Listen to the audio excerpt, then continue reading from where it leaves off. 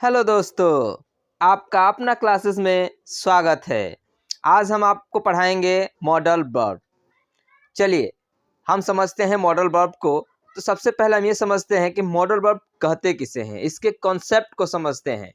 तो पहला चीज़ ये कि मॉडल जो है या तो वो मोड से बना है या तो मूड से बना हुआ है। अब मूड क्या होता है? मूड कैसा है जनाब का, क्या ख्याल है मॉडल वर्ब्स का। चलिए हम स्टार्ट करते हैं। मूड, मूड का मतलब हमारे दिल की बात। अब दिल की बात क्या होती है? तो हम दिल, पॉसिबिलिटी होगा, एबिलिटी होगा, कैपेबिलिटी होगा, यानी ऐसे वर्ड्स जो हमारे मूड के ऊपर डिपेंड करते हैं कि जो हमारे जो सेंटेंस है, हमारे कहने का जो भाव है, वो हमारा मूड जो है वो कैसा है। तो इस चीज़ को हम समझेंगे इस वीडियो में पूरी तरह से। आज हम आपको ऐसे मॉडल्स पढ़ाएंगे कि आप भी कहोगे कि हाँ, इससे पहले हमने ऐसे इस तरह से मॉडल्स कभी नहीं पढ़ा है। तो चलिए हम वीडियो को स्टार्ट करते हैं। Use of can. कैन को समझते हैं कि कैन का प्रयोग कहाँ कहाँ पे करते हैं। तो कैन का प्रयोग जो होता है वो एबिलिटी दर्शाने के लिए किया जाता है, यानी योग्यता दर्शाने के लिए किया जाता है। कैपेसिटी दर्शाने के लिए किया जाता है, यानी क्षमता दर्शाने के लिए किया जाता है। कैन का अर्थ जो होता है वो सत्ता, शक्ति होता है। और सबसे मोस्ट इम्पोर्टेंट चीज़ ये है कि जितने भी मॉडल वर्ब्स होंगे उनमें हमेशा वर्ब की फर्स्ट फॉर्म आएगी। कौन सी फॉर्म आएगी? तो वर्ब की फर्स्ट फॉर्म आएगी। इसका स्ट्रक्चर क्या होगा? Subject plus can plus verb की first form plus other word. ये आपका स्ट्रक्चर है। चलिए कुछ एग्जांपल्स देखते हैं। जैसे मैं बोलता हूँ कि तुम यहाँ बैठ सकते हो, यू कैन सीट हियर। क्या मैं बैठ सकता हूँ? कैन आई सीट हियर, यानी हम पूछ रहे हैं, दूसरे से हम पूछ रहे हैं। क्या मैं तुम्हारा पेन ले सकता हूँ? Can I take your pen. वह तैर सकता है, यानी उसके अंदर कैपेसिटी है, यानी कि वो तैर सकता है, यानी he can swim. Next, could. Could past tense की योग्यता को व्यक्त करता है। इसका स्ट्रक्चर है subject plus could plus verb की first form plus other word. यानी वर्ब की फर्स्ट फॉर्म तो सभी मॉडल्स वर्ब में जितने भी हैं सब में वर्ब की फर्स्ट फॉर्म लगेगा। चलिए नेक्स्ट है कि कम संभावना व्यक्त करने के लिए हम कुड का प्रयोग करते हैं, या कैन से अधिक पोलाइट, कैन से अधिक पोलाइट के लिए हम कुड का प्रयोग करते हैं, या किसी को क्या करना चाहिए खास तौर से यह बात गुस्से में बताते समय हम कुड का प्रयोग करते हैं। जैसे एग्जाम्पल देखिए, तुम उसे पीट सकते थे, you could beat him. Next, मैं धारा प्रवाह अंग्रेजी बोल सकता था, I could speak English fluently.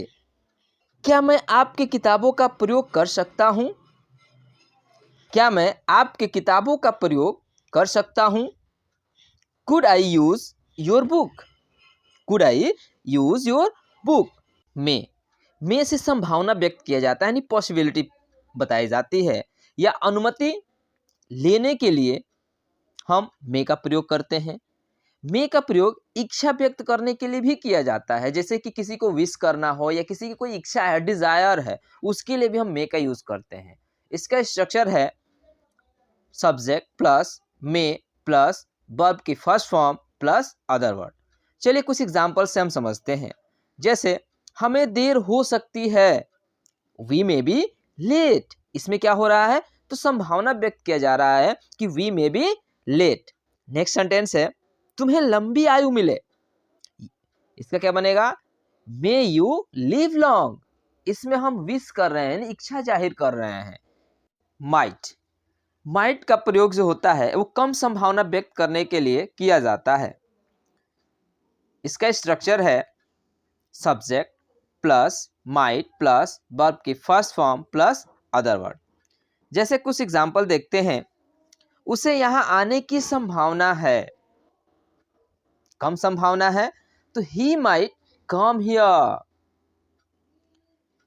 मुझे समय मिला तो मैं वहां जा सकता हूं, I might go there if I get time. आज बारिश होने की कम संभावना है, यानी it might rain today. Next, should.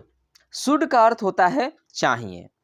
Should जो है वो हमारे जितने भी रिलेटिव्स में आते हैं उसके लिए हम यूज़ करते हैं, जैसे कि प्रिंसिपल सर आ गए, हमारे घर के पेरेंट्स आ गए, चाचा मामा मामी, भाई बहन जितने भी हैं, अगर इनके बारे में बात किया जाएगा तो इसका मतलब ये हुआ कि हम उसमें शुड का प्रयोग करेंगे।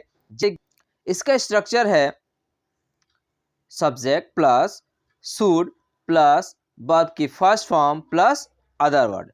जैसे कुछ एग्जाम्पल्स हैं, हमें अपने माता पिता का कहना मानना चाहिए, we should obey our parents.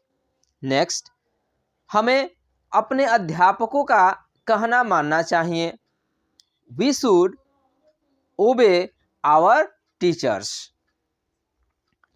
तुम्हें अब घर जाना चाहिए, you should go home now. Next, must. Must का अर्थ भी होता है चाहिए, लेकिन इसका जो यूज़ होता है वो कानून से रिलेटेड जितने भी नियम कानून बने हुए हैं, चाहे वो स्कूल का हो, ऑफिस का हो या हमारे देश का हो, जो हर किसी को करना जरूरी हो यानी कंपल्सरी हो, उसके लिए हम मस्ट का यूज़ करते हैं। इसका स्ट्रक्चर है subject plus must plus verb की first form plus other word.